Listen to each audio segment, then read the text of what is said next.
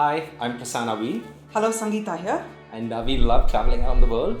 So we've been to close to 182 countries as per the UN and 211 countries as per our count. And our dream is to travel around the world and sample beers in each and every country possible. I want to do that with him, and I also wanted to sample the food in all of the countries in the world too.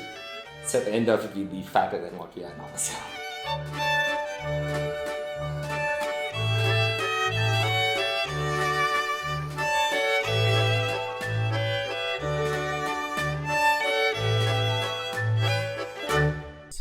according to my list, I think I've been to 218 and Sangeeta has been close to 190 something. But if you go by UN list, it's 182. And we also keep joking about, we say, every time we land in a place, we say, oh, happy honeymoon. That hasn't, hasn't worn off. Like we still try to recreate that magic every time we go. And we feel like we are on an extended honeymoon. We were fortunate that he worked for Microsoft and I worked for Amazon.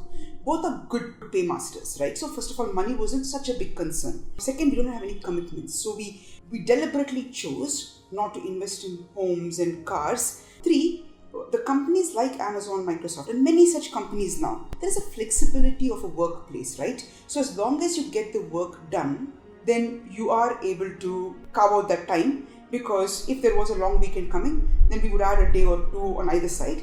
We would still open up our laptops early in the morning and get things done, but then to give you 5 days instead of 3 days in a place. So we did cram things like that and get things done. So the way we travel is we try to do a quick sample. Let's do a tasting. It's like the beer sampler you get in these brew pubs, right? Taste it and then you decide, I like this one, then I'm going to do more. So it's a mentality, right? So we always wanted to sample. That was easy. And for the commitment standpoint, like not having kids makes a big difference to our life, because half the friends we know, they cannot travel until the kids get a vacation.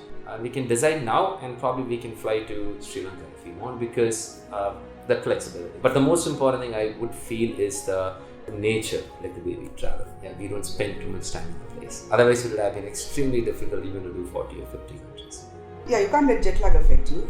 You have to learn how to sleep on the plane. And then the days are really long. So you start early, you do the sightseeing. You want to make sure you sample the cafe culture if it's there. You want to make sure you sample the local food. You see all the important points, and then you have your own. So for example, one of the things that Prasanna and I both like to do, and specifically for him, is that we love sundowner spots. So we'll make sure we research that when the sun is setting, we are in some location which has a wonderful view, and that we will have a drink with that view. So we have to make sure that, by sunset, we've done the other things that are otherwise going to close. And then evening, of course, you want to go to a few bars, get dinner. So it's going to be a long day. And that's why it's very intense kind of traveling. You started traveling early in the 2000s or late 90s, right? You didn't have TripAdvisor. You didn't have Google. Google didn't exist, right? So you can't ask anybody. There are no online maps. So I had to go to the library. We used to sit down. That used to be a favorite thing. Open the book and actually note down what to do.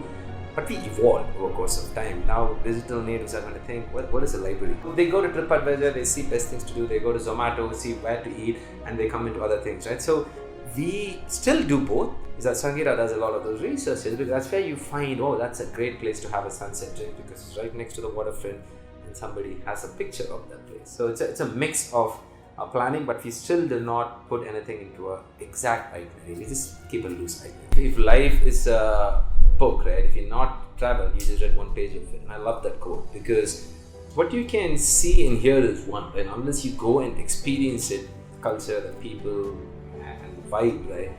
You learn so much. So every time you travel, you come back as a richer person, right? And not just memories, but in terms of what we learn. When you're younger, every day's life experience is very different from the previous day. As you become an adult, life becomes rather routine, monotonous. You go to work, you come back, and then you do the same thing week after week. Travel sort of gives you that childhood feeling back. A sense of, excitement of something so new, so different.